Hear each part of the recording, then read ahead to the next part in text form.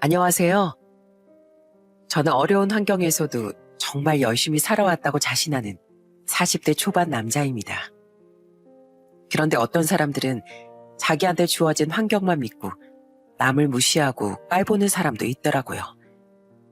제 주변에도 그런 사람이 한 명 있었는데 얼마 전에 그 사람을 만나 코를 아주 납작하게 눌러주었답니다. 그럼 그동안 어떤 일이 있었는지 한번 얘기해 보도록 할게요. 잘 들어주셨으면 좋겠습니다. 저는 어린 시절을 떠올리면 솔직히 그렇게 좋은 기억은 별로 없습니다. 제가 어렸을 때 부모님이 이혼하시고 아버지와 할머니 밑에서 컸는데 그렇게 좋은 환경은 아니었거든요. 저희 할머니는 몸이 편찮으셔서 일을 못 하셨는데 사지 멀쩡한 저희 아버지가 돈을 벌기는커녕 노름에 빠져 한량 같은 생활만 계속했어요. 툭 하면 집에 와서 할머니한테 돈 달라고 난리를 치곤 했었죠. 어머니, 돈 가지고 있는 거 있으면 좀 줘봐요. 맨날 없다고만 하지 말고 어디 꿍쳐놓은 돈 있을 거 아니에요. 내가 꿍쳐놓은 돈이 있긴 어디에 있어. 너 또 집에 있는 돈 탈탈 털어다 노름판에 다 쏟아 부으려고 그러지? 이 애들을 봐서라도 정신을 좀 차려 이놈아. 애비라는 놈이 언제까지 이렇게 한심하게 살 거야? 아우, 왜 또 저한테 그러세요? 내가 나가서 크게 한탕 따오겠다는데 어머니가 도와주셔야죠. 어이구, 제발 정신 좀 차려라 이놈아. 쓸데없는데 돈 갖다 쓰지 말고 막노동이라도 해서 네 애들 먹여 살릴 생각을 해. 저희 아버진 할머니한테만 함부로 하는 게 아니라 저랑 여동생한테도 막무가내로 행동하셨습니다. 저희를 자식이 아니라 도만 갉아먹는 벌레로 보는 건지 밥 먹을 때도 매번 시비를 거시더라고요. 야, 너네 반찬 좀 작작 먹어. 나 어릴 땐 찬밥에 김치 한 조각만 줘도 맛있게 먹었어. 너희 할머니가 너희 반찬 만들어주느라고 나한테 줄 돈은 10,000원짜리 한 장도 없다고 하잖아. 아버지가 그러실 때마다 할머니가 화를 내긴 하셨지만 전혀 소용이 없었습니다. 집안이 이렇다 보니까 저는 중학교 1학년 때부터 신문 배달을 하면서 돈을 벌 수밖에 없었어요. 밥이라도 안 굶으려면 그 방법밖에 없었거든요. 그런데 제가 새벽마다 열심히 신문을 돌리고 학교에 가니까 제 몸에서 땀 냄새가 좀 났었나 봐요. 어떤 친구들은 그런 절 놀리고 무시하더라고요.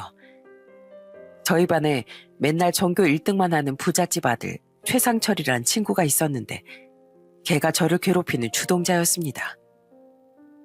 으악! 이게 무슨 냄새야? 네 땀 냄새 때문에 내 코가 다 썩겠다. 구질구질하게 신문이나 돌리고 다니는 주제에 학교는 뭐하러 다니냐? 그냥 학교 때려치고 저기 다리 밑에 가서 구걸이나 하지 그래? 뭐라고? 야, 최상철. 넌 부잣집에서 태어나서 나처럼 새벽마다 신문 돌리는 기분이 어떤 건 줄도 모르지? 넌 으리으리한 집에서 좋은 옷 입고 좋은 거 먹으면서 편하게 사는지 몰라도 난 이렇게 신문이라도 안 돌리면 당장 내일 밥을 굶어야 될 수도 있는 사람이야. 그러니까 내가 신문을 돌리든 말든 넌 신경 꺼. 그럼 신경 안 쓰이게 네가 꺼지던가. 네가 냄새나는 몰골로 내 눈앞에 알짱알짱거리는데 어떻게 신경을 안 쓰라는 거야? 내가 네 앞에 알짱거리는 게 아니라 네가 내 앞에 알짱거리는 거겠지. 남의 인생 신경 쓰지 말고 네 할 일이나 잘해. 난 이미 잘하고 있거든. 너 우리 학교에서 내가 공부 제일 잘하는 거 모르냐? 넌 가난한 부모한테서 돌대가리까지 물려받았잖아. 돈도 없고 공부도 못하는 게 까불고 있어. 최상철이 그렇게 말하자 주변에 있던 몇몇 친구들이 깔깔거리며 저를 비웃더군요. 최상철이 집안도 부자인데다가 공부도 잘하고 인기도 많아서 학교에서 걔를 따르는 애들이 좀 있었어요. 게다가 걔네 부모님이 학부모회 회장이라서 학교에서도 입김이 좀 센 편이었죠. 그러다 보니 같은 반 친구들도 최상철한테 함부로 할 수가 없었습니다. 그런데 최상철은 제가 가난하니까 만만해 보였는지 툭하면 절 괴롭히더라고요. 제가 돈이 없어서 급식비를 못 낸 적도 있었는데 최상철은 그거 가지고도 저한테 시비를 걸더군요. 야, 너 이번에 급식비도 못 냈다며? 도대체 집안이 얼마나 거지짓구석이길래 급식비도 못 내냐? 그것도 못 낼 정도면 그냥 땅파서 흙이나 주워 먹고 살아야 되는 거 아니야? 뭐라고? 내가 급식비를 못 내든 말든 네가 무슨 상관인데? 돈 많은 너나 급식비 내고 잔뜩 먹어. 괜히 나한테 시비 걸 생각하지 말고. 참나, 나한테 설설 기면 내가 좀 봐주려고 했는데 안 되겠네. 가진 것도 없는 주제에 자존심만 너무 센 거 아니야? 야, 너 불쌍해서 그러는데 내가 인심 좀 베풀어 줄까? 나 오늘 지각해서 화장지 청소 당첨됐거든. 네가 앞으로 나 대신 화장지 청소 다 해준다고 하면 내가 그깟 급식비 조금 지원해 줄게.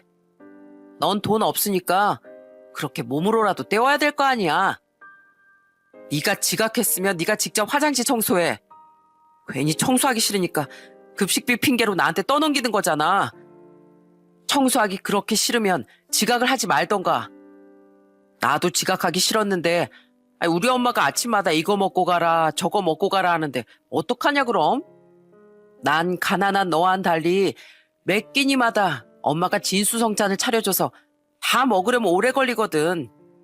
아참, 화장지 청소 하나로 급식비 내주긴 좀 아까우니까 너 이제부터 집에 갈 때 내 가방 좀 대신 들어라.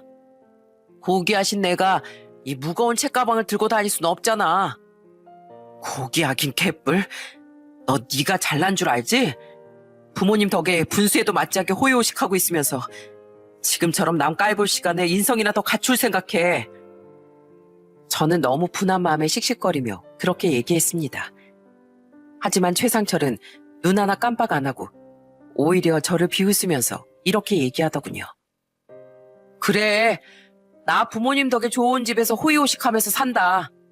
그럼 너도 부모 좀 잘 만나지 그랬냐? 얘들아, 너네도 지금 김종민 쟤가 얼마나 구질구질한지 알지? 이래서 사람이 부모를 잘 만나고 팔자가 좋아야 돼. 제발, 돈도 없고 힘도 없어서 기껏 할 줄 아는 건 주둥이 나불거리는 것밖에 없잖아. 최상철이 그렇게 얘기하니까 주변 친구들이 또 깔깔거리며 절 비웃더군요. 저는 그런 놈이랑 더 이상 말싸움하기도 싫어서 그냥 그 자리를 피해버렸습니다. 그런데 같은 반 친구들 중에 최상철의 패거리만 있는 건 아니었어요. 최상철한테 대놓고 맞서 싸우지 못하지만 뒤에서 저를 위로해주는 친구들도 있었습니다. 그중에서 재덕이라는 친구가 저 대신 많이 속상해하더라고요. 종민아, 너 언제까지 상철이 그놈한테 당하면서 살 거야? 솔직히 덩치도 네가 더 크고 힘도 네가 더 센데 그냥 힘으로 눌러버리면 되잖아. 됐어. 학교에서 싸우면 부모님 불러오라고 할 거 뻔한데 우리 아빠가 나 때문에 학교에 불려오면 큰일 나. 나 그럼 최상철 쟤가 문제가 아니라 우리 아빠한테 돼지게 혼날 수도 있어. 그러자 재덕인 한숨을 쉬며 제 어깨를 다독여주더군요. 그래도 재덕이처럼 저를 걱정하고 응원해주는 친구들이 있어서 기운을 낼 수 있었어요. 그렇게 저는 학교에서도 들들 볶이고 집에서도 찬밥 취급을 받으며 힘들게 살았습니다. 그러다가 제가 중학교 2학년 때 저희 엄마가 딱 한 번 절 찾아오신 적이 있었어요. 학교 끝나고 집에 가려는데 엄마가 학교 정문에서 기다리고 있다가 저한테 아는 척을 하시더군요. 종민아, 잘 있었니? 엄마, 여긴 어쩐 일이에요? 저 보고 싶어서 오신 거예요? 그러자 엄마는 한동안 말이 없더니 저한테 흰 봉투 하나를 주시면서 이렇게 말씀하시더군요. 엄마가 우리 종민이한테 마지막 인사하러 왔어. 엄마 이제 다른 아저씨랑 결혼해. 그래서 이젠 더 이상 너희를 만나러 올 수가 없어. 그러니까 이거 엄마가 주는 선물이라고 생각하고 이걸로 맛있는 것도 사 먹고 필요한 데 써. 엄마, 그게 무슨 말이에요? 마지막 인사라뇨. 그런 말 하지 말고 제발 나 좀 데려가요. 나 아빠도 싫고 다 싫단 말이에요. 그러니까 제발 저 좀 데려가라고요. 미안하다, 종민아. 엄만 그럴 수가 없어. 앞으로 할머니랑 아빠 말 잘 듣고 정혜랑도 싸우지 말고 사이좋게 지내려. 엄마, 제발 가지 마세요. 제발요. 제가 엄마의 옷을 붙잡고 울며 불며 매달렸지만 저희 엄마는 제 손을 뿌리치고 매정하게 가버리시더군요. 그게 제가 살면서 엄마를 마지막으로 본 날이었습니다. 엄마가 주고 간 봉투엔 현금 30만 원이 들어있더군요. 저는 그 돈마저도 집에 가져갔다가 아빠한테 뺏기고 말았어요. 그렇게 저는 하나뿐인 여동생과 의지하며 학창시절을 힘들게 보냈습니다. 그러다가 고등학교 때 할머니가 돌아가시게 되었어요. 제 여동생은 할머니가 돌아가시고 나서 펑펑 울면서 저한테 이러더라고요. 오빠, 나 무서워. 이제 우리 편 들어주는 할머니도 없으니까 어떡해? 나 맨날 소리 지르는 아빠 때문에 무서워 죽겠단 말이야. 정혜야, 걱정하지 마. 아빠 대신에 이 오빠가 있잖아. 오빠가 무슨 일 있어도 항상 널 지켜줄게. 그 후 저는 대학에 들어갔지만 학비가 없어서 결국엔 자퇴를 하고 말았어요. 그리고 그때부터 취업 전선에 뛰어들었죠. 저는 식당이나 카페 아르바이트보다 돈을 더 많이 준다는 말에 유흥업소 웨이터 일도 하게 되었습니다. 어서 오십시오. 손님 두 분이신가요? 아, 네. 금방 아가씨 맞춰드리겠습니다. 아이고, 인사성도 바르고 똘똘하구만. 자, 내가 잘 부탁하는 의미로 팁 좀 주지. 감사합니다. 더 열심히 하겠습니다. 저는 그렇게 손님들한테 몇만 원씩 팁도 받으면서 하루하루 열심히 일했습니다. 그런데 술장 사다 보니 술 취해서 진상을 부리는 손님이나 억지를 쓰는 손님들도 꽤 많았어요. 한 번은 어떤 손님이 저한테 막 화를 내면서 이러는 거예요. 야, 넌 저 딴 애를 아가씨라고 지금 들여보냈냐? 연예인급은 아니어도 적당히 예쁜 애로 데리고 왔어야 될 거 아니야? 너 아까 내가 팁 준 거 3만 원 다시 내놔.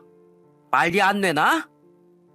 손님, 죄송하지만 이미 주신 팁을 다시 달라고 하는 건 좀 아닌 것 같습니다. 아가씨가 마음에 안 드시면 제가 다른 아가씨로 바꿔드릴게요. 됐으니까 팁 다시 내놓으라고. 이게 진짜 한번 뜨거운 맛을 봐야 정신 차릴래? 손님은 그렇게 말하며 저한테 손찌검까지 하더군요. 너무 억울하고 서러워서 사장님한테 얘기해봤지만 사장님도 별 수 없다는 듯 저한테 이러더라고요. 아휴, 억울해도 네가 좀 참어. 이 바닥이 원래 손님이 왕인데 어쩔 수 있냐? 돈 벌고 싶으면 손님이 아무리 개처럼 굴어도 바짝 엎드려야지 뭐. 저는 그렇게 온갖 수모를 당하면서도 돈을 벌기 위해 이를 악물고 참았습니다. 그럴 수밖에 없었던 게 집안에 돈을 버는 사람이 저밖에 없었거든요. 저희 아버진 그때까지도 계속 노름에 빠져 계셨기 때문에 집세에 관리비에 생활비까지 다 벌려면 제가 그렇게 하는 수밖에 없었어요. 게다가 저는 여동생만큼은 꼭 대학에 보내고 싶었거든요. 그렇게 고생 끝에 결국 저희 여동생을 대학에 보낼 수 있게 되었습니다. 비록 저는 돈이 없어서 대학을 못 갔지만 여동생을 대학에 보냈다는 사실만으로도 너무 뿌듯했어요. 그런데 그 와중에도 저희 아버진 허구한 날 사고만 치기 바빴습니다. 툭하면 싸움질을 해서 경찰서를 가기도 하고 식당에서 무전 휴식을 하는 바람에 제가 대신 가서 돈을 물고 사정을 할 때도 많았어요. 참나, 아예 한두 번도 아니고 이게 도대체 몇 번째입니까? 그쪽 아버지라는 사람 알고 보니까 이 동네에서 아주 유명하더구만. 내가 그걸 진작에 알았으면 우리 식당에 발 들여놓는 순간 쫓아내버렸을 텐데 내가 그걸 몰라서 지금까지 당한 거잖아요. 죄송합니다. 제가 아버지한테 다신 그런 짓 하지 마시라고 꼭 말씀드리겠습니다. 여기 외상값 가져왔으니까 받아주세요. 저는 아버지 때문에 항상 남들한테 무릎을 꿇고 사과를 하는 게 일상이었어요. 그런데 제가 맨날 그렇게 살다 보니 제 여동생이 많이 속상했나 봐요. 하루는 저한테 이런 얘기를 하더라고요.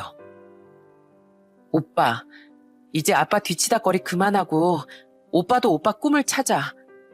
오빠 예전부터 경찰 되고 싶어 했잖아. 지금도 늦지 않았으니까 한번 준비해봐. 사실 전 어릴 때부터 경찰이 꿈이었어요.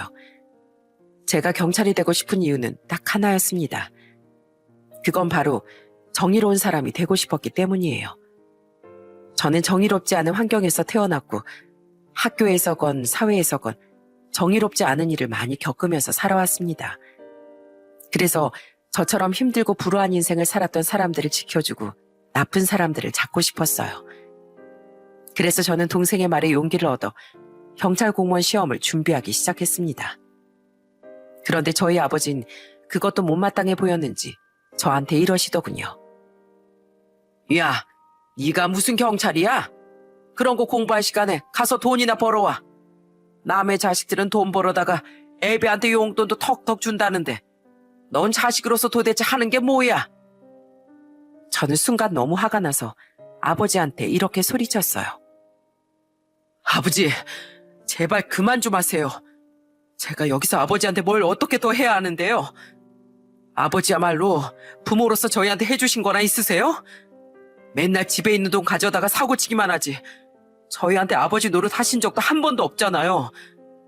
저 이렇게 사는 거 진짜 지긋지긋해요. 그러니까 더 이상 저희 괴롭히지 말고 그냥 사라져 주세요. 제발 사라지시라고요. 뭐라고? 감히 애비한테 그게 무슨 말버릇이야? 네가 그러고도 자식이야? 애를 낳았다고 다 아버지가 되는 거 아니에요.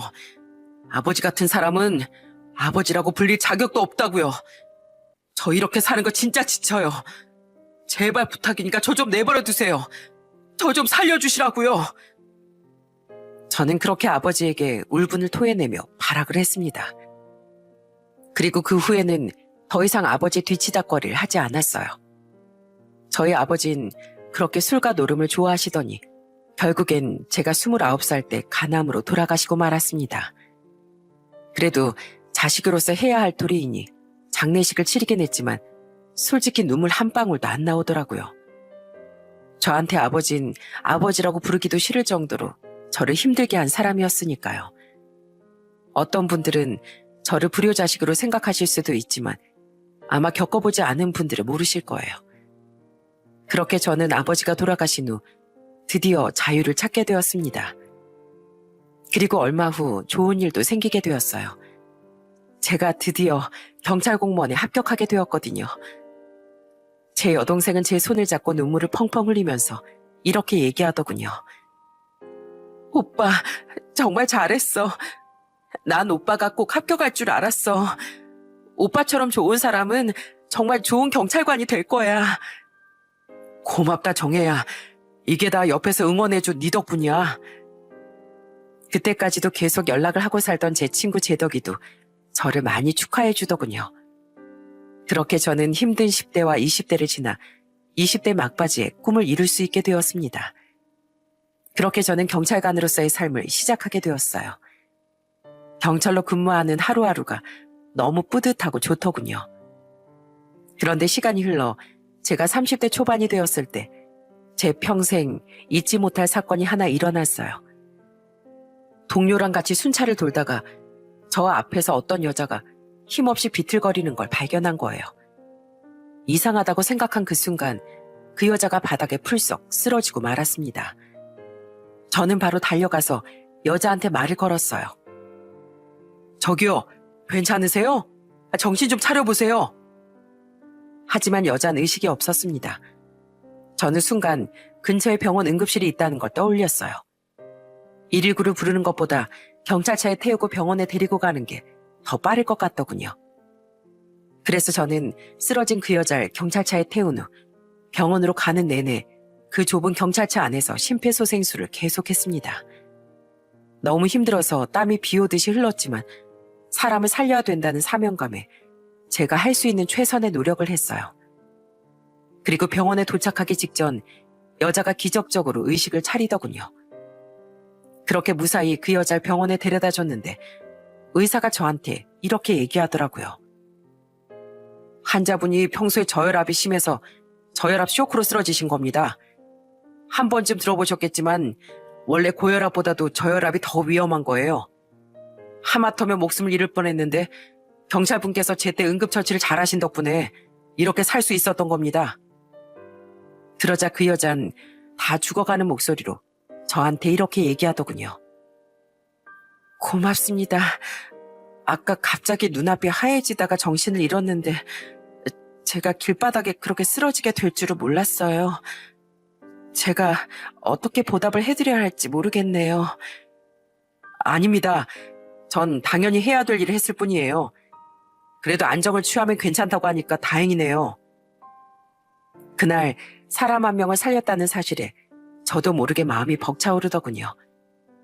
그런데 그 여자와의 인연은 거기서 끝이 아니었습니다. 일주일 후 그 여자가 경찰서에 음료랑 빵을 들고 찾아온 거예요. 어?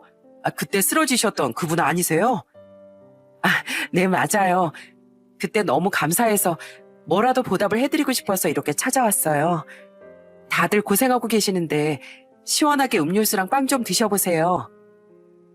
알고 보니 그 여자는 제가 근무하는 동네에 사는 주민이라고 하더군요. 일주일 만에 안색이 좋아 보여서 정말 다행이라는 생각이 들었습니다. 그런데 그 일이 있은 지 한 달이 지났을 때였어요. 제가 원래 어릴 때부터 혼자 시를 읽거나 쓰는 걸 좋아했었는데 그날도 쉬는 날이라 카페에서 혼자 커피를 마시며 시를 쓰고 있었습니다. 그런데 그때 누가 갑자기 저한테 아는 척을 하는 거예요. 경찰관님 아니세요? 그건 바로 한 달 전 제가 목숨을 살렸던 그 여자였습니다. 안녕하세요. 커피 마시러 오셨나 보죠? 네, 쉬는 날인데 조용히 커피 마시면서 시집 좀 읽고 싶어서요. 그나저나 경찰관님은 뭐 하세요? 저는 시 쓰는 게 취미라서 혼자서 좀 끄적거리고 있었습니다. 그런데 시집을 읽으신다니 저랑 취미가 비슷하시네요. 우와, 저는 시를 읽을 줄만 아는데 쓸 줄도 아시는 거예요? 그럼 혹시 제일 좋아하는 시는 뭐예요? 저는 김춘수 시인의 꽃이라는 시를 제일 좋아합니다.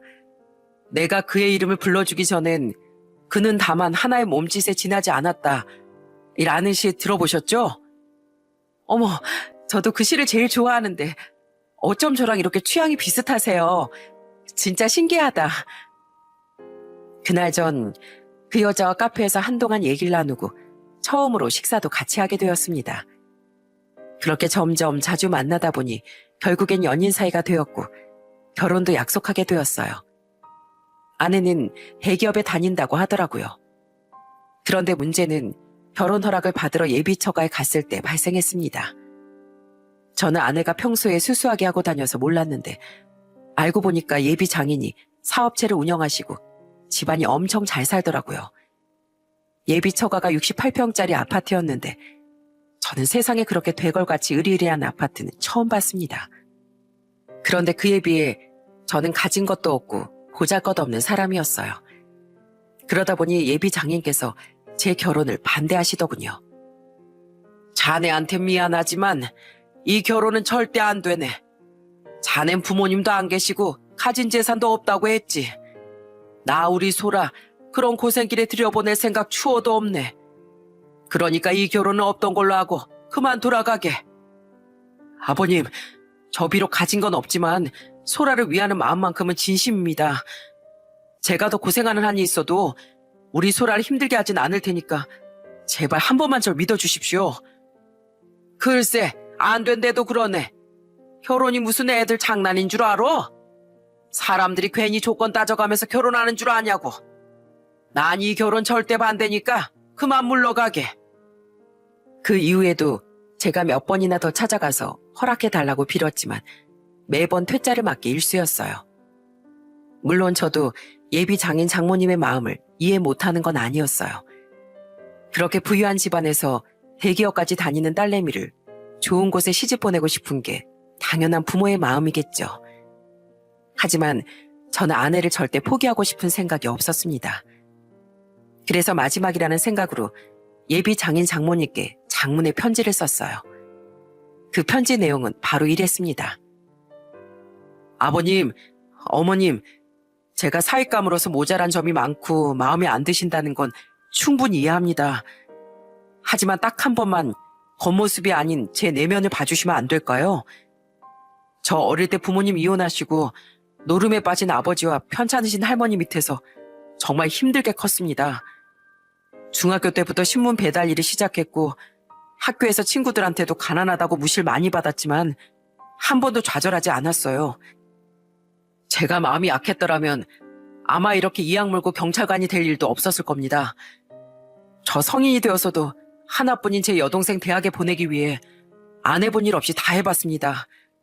그리고 열심히 공부해서 경찰관이라는 제 꿈도 이루었고요.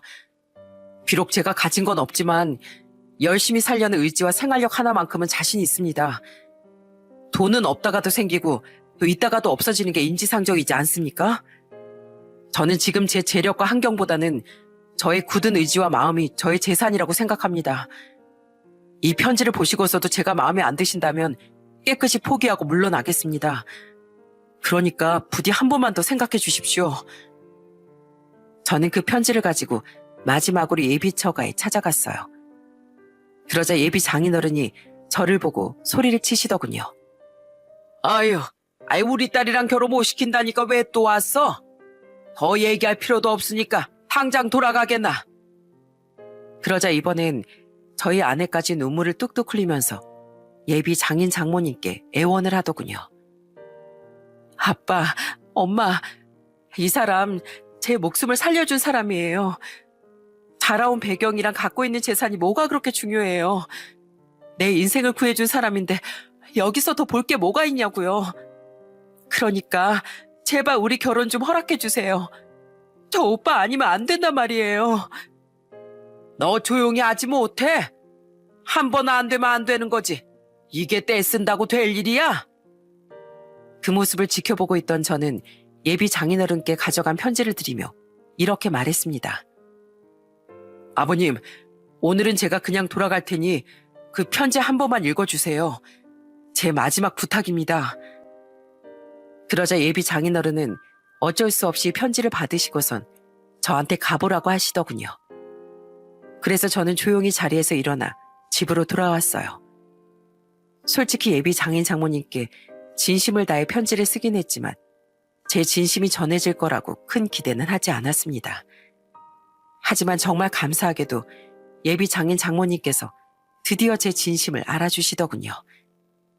얼마 후 아내를 통해 저보고 집에 와보라고 하시더니 저를 앉혀두고 이렇게 말씀하셨어요. 자네, 내가 그 편지 처음부터 끝까지 다 읽어봤네. 보니까 어릴 때부터 정말 고생 많이 하고 자랐더구만.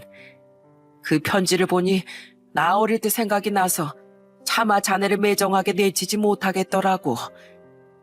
아버님, 저를 내치지 못하시겠다는 말씀은 저희 결혼을 허락해 주신다는 말씀이신가요? 아유, 성격이 이리 급해서야 원.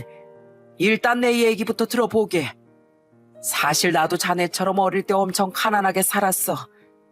자네가 당해왔던 것처럼 주변 사람들한테 손가락질도 많이 받고 무시도 많이 당하면서 살았지. 그래서 내가 어떻게든 이 가난을 벗어나려고 뼈 빠지게 고생해서 이렇게 자수성가할 수 있었던 거야. 그런데 우리 딸이 가진 것도 없고 월급도 많지 않은 경찰이랑 결혼을 한다고 하니 내 마음이 쉽게 자네를 허락할 수가 없더라고. 내가 그렇게 힘들게 살아왔는데 내 자식한텐 똑같은 걸 경험하게 하고 싶지 않은 게 부모로서 당연한 거 아닌가. 맞습니다. 아버님의 그 마음 저 충분히 이해합니다. 그렇다면 고맙네. 사실 우리 소라 어릴 때부터 몸이 많이 허약했네. 저혈압이 심해서 식단 관리도 하고 있긴 하지만 한 번씩 그렇게 쓰러질 때가 있어. 그래도 평소엔 단순 기절 수준이었는데 자네랑 만났던 그날엔 목숨까지 잃을 뻔했다고 들었네. 그런데 자네가 우리 소라 목숨을 살려줬다며. 내가 그것 때문에 자네를 반대하면서도 마음에 항상 걸렸는데 자네의 편지를 보니까 내 옛날 생각이 떠올라서 그냥 자네를 받아주기로 했네. 돈을 떠나서 자네 같은 사람은 사람 자체가 재산이야. 그러니까 앞으로 우리 소라랑 서로 의지하면서 열심히 살게. 아버님, 정말 감사합니다. 저 절대로 아버님 실망 안 시켜드리고 소라랑 정말 열심히 살겠습니다. 결혼 허락해 주셔서 정말 감사합니다. 그렇게 저는 드디어 예비 장인 장모님의 결혼 허락을 받아 결혼을 하게 되었습니다. 제 친구 제덕이도 제 결혼을 엄청 축하해 주더라고요. 종민아, 진짜 축하한다. 이제 네가 나보다 결혼 선배네. 나중에 결혼하게 되면 네가 선배로서 이것저것 알려줘야 돼. 알았지? 그럼. 그러니까 너도 얼른 좋은 여자 만날 생각이나 해. 맨날 말로만 부러워하지 말고. 결혼 전에는 그렇게 반대하시던 저희 장인 장모님이 결혼 후에는 저한테 정말 잘해주시더군요. 한 번은 저희 장인 장모님이 제 여동생을 처가에 불러서 진수성찬을 차려주신 적도 있었답니다. 아이고, 어서 와요. 우리 김서방한테 물어봐서 사돈 처녀가 좋아하는 음식들로 한번 차려봤는데 입맛에 맞을지 모르겠네요. 아, 정말 이걸 다 저 때문에 차려주신 거예요? 저 태어나서 이렇게 화려한 밥상은 처음 받아봐요. 제가 저희 오빠랑 새언니 덕에 이런 호강을 다 해보네요. 저 이렇게 초대해서 식사도 대접해주시고 정말 감사합니다. 그러자 장인어른께서 제 여동생한테 이렇게 말씀하셨습니다. 감사하긴. 우리 김서방이 우리한테 워낙 잘하니까 우리도 뭐든 해주고 싶어서 그러지. 우리가 김서방을 사이로 맞아들였지만 지금은 거의 아들로 생각하고 있어. 우리 딸한테도 엄청 잘하고 우리한테도 어찌나 사근사근하게 잘하는지 몰라. 그런데 김서방이 우리 아들이니 사돈 처녀도 우리 딸이나 마찬가지 아닌가. 둘 다 어릴 때부터 부모의 보살핌 없이 힘들게 자랐다고 들었는데 이젠 우릴 그냥 부모라고 편하게 생각하게. 그래도 제가 어떻게 사돈 어른을 편하게 생각하겠어요. 말씀만으로도 정말 감사합니다. 말뿐이 아니라니까 그러네. 우리가 정말로 사돈 처녀를 딸처럼 챙겨주고 싶어서 그래. 그러자 이번엔 저희 아내까지 제 동생한테 이렇게 얘기하더군요. 그래요, 아가씨. 우리 엄마 아빠가 빈말하시는 분들은 아니니까 그냥 편하게 생각해요. 앞으로 이렇게 종종 우리 집에 초대할 테니까 너무 부담스러워하지 말고요. 설마 싫은 건 아니죠? 아유, 싫을 리가요. 그냥 너무 감사하다 보니까 얼떨떨해서 그렇죠. 하여튼 우리 오빠가 장가 하나 잘 갔다니까요. 저희 장인 장모님께선 정말 감사하게도 저뿐만 아니라 제 여동생한테까지 많은 사랑을 베풀어 주셨어요. 덕분에 저랑 여동생은 살면서 처음으로 부모의 사랑이라는 게 이런 것이구나 하는 걸 느끼게 되었습니다. 저희 아내는 결혼 후 아들도 둘 낳게 되었어요. 그렇게 한때는 가난해서 무시를 당하던 제가 좋은 아내를 만나 행복한 결혼 생활을 하게 되었습니다. 그런데 제가 결혼한 지 3년쯤 됐을 때 제 친구 제덕이가 결혼을 하게 되었어요. 저는 당시 육아휴직 중이던 아내와 함께 결혼식장에 갔습니다. 제덕아, 결혼 진짜 축하한다. 앞으로 재수 씨랑 알콩달콩 잘 살아. 고맙다. 내가 너희 부부만큼만 잘 살면 소원이 없겠다. 오늘 우리 동창들도 많이 온다고 했으니까 이따가 피로 현장에서 오랜만에 인사나 좀 나눠. 그렇게 제덕의 결혼식이 끝나고 저는 피로 현장으로 향했어요. 가보니 역시나 저희 동창들이 여러 명 와 있더군요. 그런데 그중엔 반갑지 않은 얼굴도 있었습니다. 그건 바로 어린 시절 저를 괴롭혔던 최상철이었어요. 최상철은 온몸에 명품을 휘감고 와서는 절 보자마자 시비를 걸기 시작하더군요. 뭐야, 김종민이잖아? 너 아직도 제덕이랑 친하게 지내냐? 하여튼 제덕이 이놈은 어릴 때부터 불쌍한 놈 옆에 붙어서 같이 다니더니 아직까지 너한테 동정심을 못 버렸나 보지? 무슨 소리야? 제덕이 날 동정해서 친하게 지내는 게 아니라 나랑 우정이 워낙 끈끈해서 친하게 지내는 거야. 그러는 넌 쓸데없이 여긴 왜 왔냐? 제덕이가 초대했을 리는 없을 텐데 설마 네 마음대로 여기로 온 거야? 아니, 애들이 제덕이 결혼한다고 알려주길래 따라왔지. 그나저나 네 옆에 있는 사람은 누구야? 설마 네 마누라냐? 참 끼리끼리도 만난다. 딱 보니까 직업도 변변치 않고 돈 한 푼 없는 여자 같구만. 최상철은 다짜고짜 저희 와이프를 보고 시비를 걸더군요. 제가 너무 화가 나서 한마디 하려고 하는데 저희 와이프가 저 대신 나서더라고요. 어머, 저희 남편 동창분이신가 봐요. 그런데 제가 그렇게 직업도 변변치 않고 돈도 한 푼 없어 보이나요? 저 그래도 나름대로 꾸미고 온 건데. 참, 그걸 몰라서 물어요? 요즘 그 나이 때 여자들은 명품 하나씩은 다 걸치고 다니는데 딱 보니까 어디 인터넷 쇼핑몰에서 싸구려 옷 사서 입고 온 것 같구만. 내가 사람 보는 눈이 좀 있어서 딱 보면 다 알아요. 종민이 제 능력에 괜찮은 여자랑 결혼했을 리는 없고 분명히 그쪽도 하루 벌어서 하루 먹고 사는 집안 딸이겠죠. 아, 제가 그렇게 보이나 봐요? 그러면 그쪽 분은 얼마나 잘나셨는데요? 말씀을 그렇게 하시는 걸 보니 직업도 빵빵하고 재산도 많으시겠죠? 뭘 당연한 소리를. 내가 이래봬도 대기업 다니는 사람이에요. 우리나라에서 제일 잘 나가는 땡땡 회사 알죠?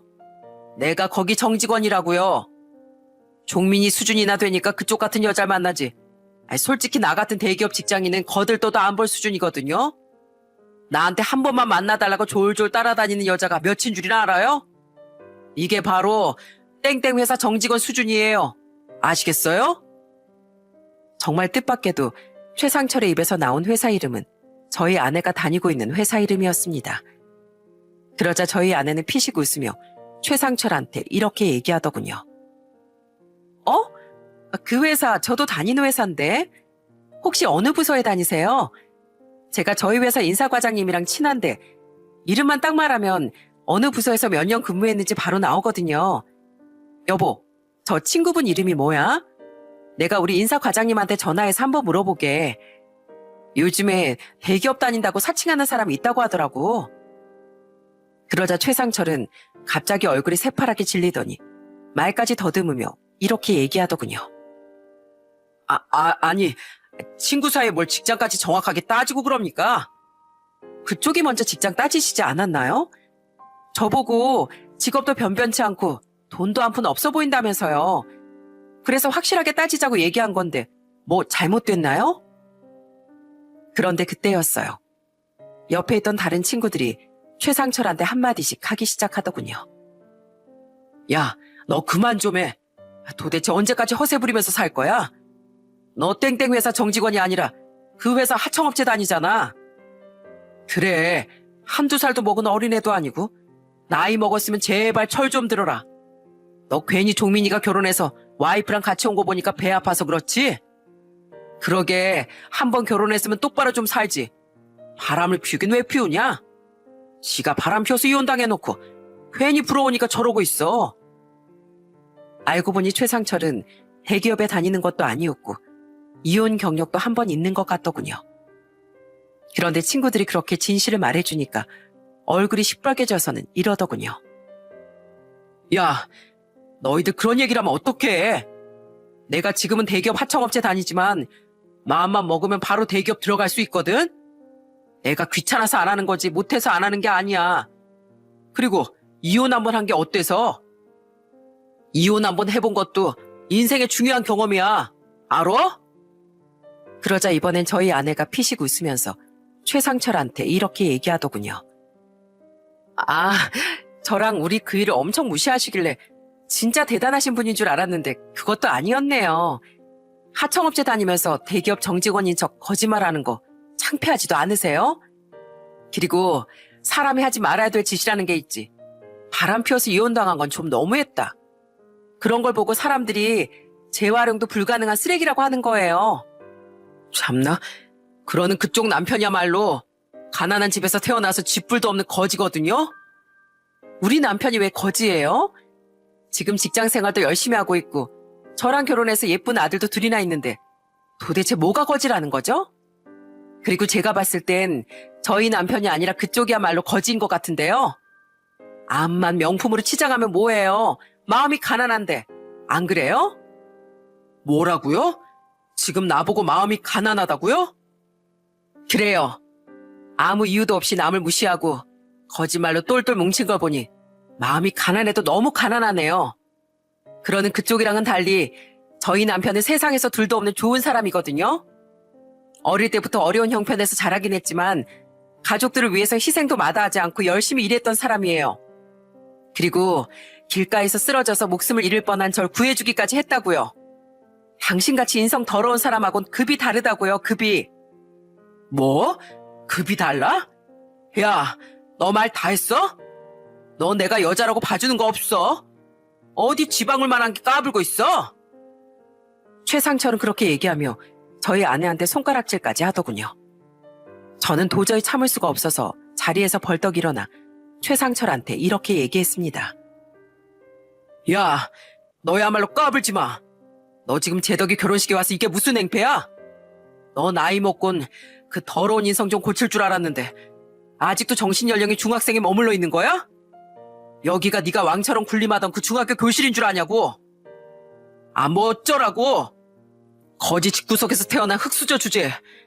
너 같은 건 아무리 바락해봤자 내 발끝에도 못 따라오거든? 넌 그냥 예전처럼 내 애완견 노릇이나 해. 애완견 좋아하시네. 너 지금 나한테 그런 식으로 막말한 거 내가 명예훼손죄에 모욕죄로 수갑 채워놓을 수가 있어. 너 한번 깜빡이 들어가 볼래? 네가 뭔데 나한테 수갑을 채운다는 헛소리야? 네가 뭐 경찰이라도 돼? 그래, 나 경찰이다. 너같이 나쁜 놈들 잡아가고 싶어서 열심히 공부해서 경찰 됐다고. 그럼 내가 언제까지 너 같은 놈들한테 당하기만 하면서 살 줄 알았냐? 나 이제 너 같은 놈 정식으로 잡아갈 수 있는 사람이야. 알아? 웃기시네. 네가 무슨 경찰이야? 경찰이 뭐 개나 소나 되는 건 줄 알아? 그런데 그때 옆에 있던 다른 친구들이 최상철한테 이렇게 얘기하더군요. 야, 너 제발 그만해. 종민이 이제 경찰 맞아. 이제 어릴 때 네가 그렇게 무시했던 그때 종민이가 아니라고. 너 종민이한테 오늘 아주 딱 걸린 거야. 그러니까 경찰에 잡혀가기 싫으면 지금이라도 사과해. 뭐라고? 종민이 저놈이 진짜로 경찰이란 말이야? 아유, 재수없게 진짜. 재수없는 건 네가 아니라 나겠지. 난 오늘 재덕이 결혼 축하해주고 싶어서 와이프까지 데리고 여기 왔는데 내가 제일 싫어하는 네 얼굴을 보는 바람에 기분 잡쳐버렸잖아. 왜? 아까처럼 나한테 막말해보지 그래? 그럼 내가 다 녹음했다가 경찰서로 끌고 가줄게. 설마 꼴에 경찰은 또 무서운 거냐? 야, 내가 무슨 막말을 했다고 그래? 아유, 나 생각해보니까 급한 일이 있어서 먼저 가봐야겠다. 얘들아, 나 먼저 갈게. 너희끼리 재밌게 놀아. 가긴 어딜 가. 오랜만에 만났는데 나랑 진지한 대화 좀 더 해야지. 하긴 뭐래. 나 너랑 할 말 없으니까 쫓아오지 마. 쫓아오지 말라고. 최상철은 그렇게 말하고선 꽁무니가 빠지게 도망가 버리더군요.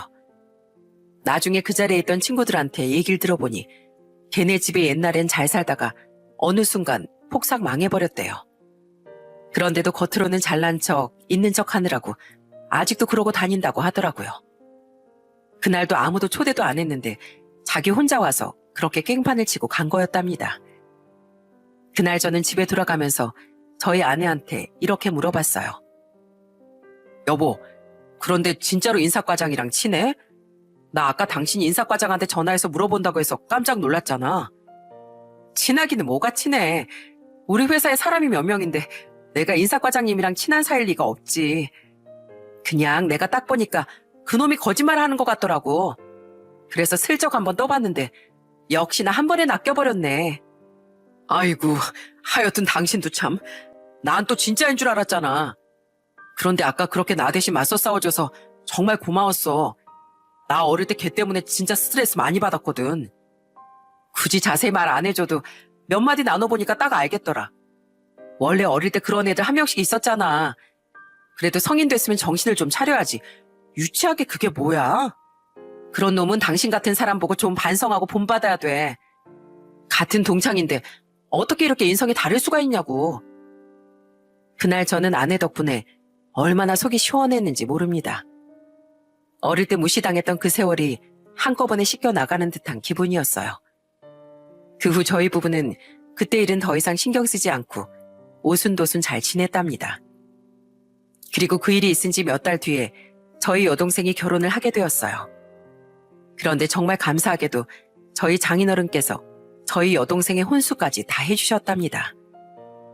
아이고, 내가 우리 딸 결혼하는데 할 수 있는 건 다 해줘야지. 우리 딸 기 살려주고 싶으니까 혼수도 최고급으로 다 골라봐. 돈 생각하지 말고 마음대로 다 골라보라고. 아휴, 아버님, 이렇게 무리하지 않으셔도 되는데 저희 정희한테 여태까지 잘해주신 것도 감사한데 이렇게까지 해주시면 제가 너무 죄송하잖아요. 죄송하긴 뭐가 죄송해. 내가 다 해주고 싶어서 해주는 거니까 말리지 마. 내가 내 입으로 부모 역할 해준다고 했는데 어른으로서 그 약속 어기면 되나? 저희 장인 장모님께선 제 여동생 결혼식 때 혼주석에 앉아서 부모님 역할까지 다 해주셨답니다. 제가 아마 다시 태어나도 이렇게 좋은 분들은 만나지 못할 겁니다. 그렇게 결혼 생활을 한 지 7년쯤 지났을 때 장인어른이 저한테 이런 말씀을 하시더라고요. 자네, 이제 경찰 일은 그만두고 사업이나 한번 배워보지 그래. 내가 그래도 우리 회사를 물려줄 사람은 있어야 될 거 아닌가. 아유, 아닙니다. 전 아직 경찰로서 해야 할 일이 많이 남아있어요. 아버님 회사 경영에 맞는 분은 저 말고 따로 있을 겁니다. 하여간 자네도 못 말려. 남들은 장인이 회사 물려준다고 하면 옳다구나 좋다 하고 직장 때려치울 텐데 내가 이래서 자네를 좋아한다니까. 그래, 자네 같은 경찰이 있어야 이 대한민국이 더 살기 좋아지지. 그럼 당분간은 좋은 경찰로 남아주게. 언제든지 생각 바뀌면 그땐 나한테 얘기하고. 저는 장인어른이 저를 믿고 그런 말씀을 해주시는 것 자체로도 너무 감사하더라고요. 하지만 저한텐 경찰 일이 더 맞다는 이 생각은 아마 쉽게 변하진 않을 것 같아요. 그렇게 하루하루 제 자리에서 최선을 다하며 살아가고 있었는데 제 친구 제덕이로부터 놀라운 소식을 듣게 되었습니다. 제덕이가 저한테 전화하더니 최상철의 근황에 대해 얘기해 주더라고요. 종민아, 너 상철이 그놈 소식 들었냐? 걔 그렇게 잘난 척하고 사람 무시하더니 완전히 꼴 좋게 됐더라. 걔 집안도 폭삭 망하고 대기업 하청업체 다니면서 명품은 주렁주렁 걸치고 다니던 거 알지? 걔 대출까지 받아서 사채하다가 그거 못 갚아서 지금 친구들한테 돈 빌려달라고 전화하고 난리야. 나한테도 얼마 전에 전화 왔었는데 내가 미쳤다고 걔한테 돈을 빌려주냐? 앞으로 연락하지 말라고 하고 끊어버렸지 뭐. 뭐라고? 아유, 그날 네 결혼식 때 친구들한테 망신당하고 정신 좀 차리라 했더니 아직도 정신을 못 차린 거야? 걔가 정신 차리려면 여태까지 그러고 살았겠냐? 걔 얼마 전엔 꽃뱀한테 사기까지 당했대. 그렇게 여자 얼굴 따지고 부잣집 여자 만난다고 설치고 다니더니 결국엔 지가 당했지 뭐야. 괜히 여태까지 했던 짓이 있어서 지금 그거 그대로 벌 받고 있는 거야. 얘기를 들어보니 최상철은 완전히 나락으로 떨어진 것 같더군요. 이젠 누구보다도 본인이 초라해져서 더 이상 남을 무시할 수도 없을 거예요. 이래서 사람은 착하게 살아야 되는 건데 어른이 되어서도 그 인성을 못 고쳤으니 그렇게 돼도 어쩔 수 없는 거죠. 어렸을 땐 부잣집에서 태어나서 하고 싶은 거 다 하면서 살았던 최상철과 가난한 집안에서 무시당하며 살았던 저의 처지가 이젠 완전히 뒤바뀐 것 같습니다. 저한텐 물질적인 것뿐만 아니라 마음까지 풍족한 저희 아내와 처가 식구들이 있었으니까요. 저는 저와 여동생을 자식처럼 생각해 주시는 저희 장인 장모님을 끝까지 모실 생각입니다. 비록 제 부모님은 부모답지 못했지만 장인 장모님만큼은 마음을 다해 제 부모가 되어주셨으니까요. 제 여동생도 늘 두 분께 감사하면서 살아가고 있답니다. 제 동생도 요즘에 가족이 많아진 것 같다며 얼마나 행복해하는지 몰라요. 이제서야 찾은 저희 행복을 끝까지 지킬 수 있도록 노력해보려고 합니다. 여러분, 그럼 저는 이만 제 사연을 마치도록 할게요. 이 사연을 듣는 분들께서도 남의 가정 환경이나 재산을 가지고 편견을 가지지 않아주셨으면 좋겠어요. 그럼 항상 행복하시고 웃음 가득한 하루 보내시길 바랍니다.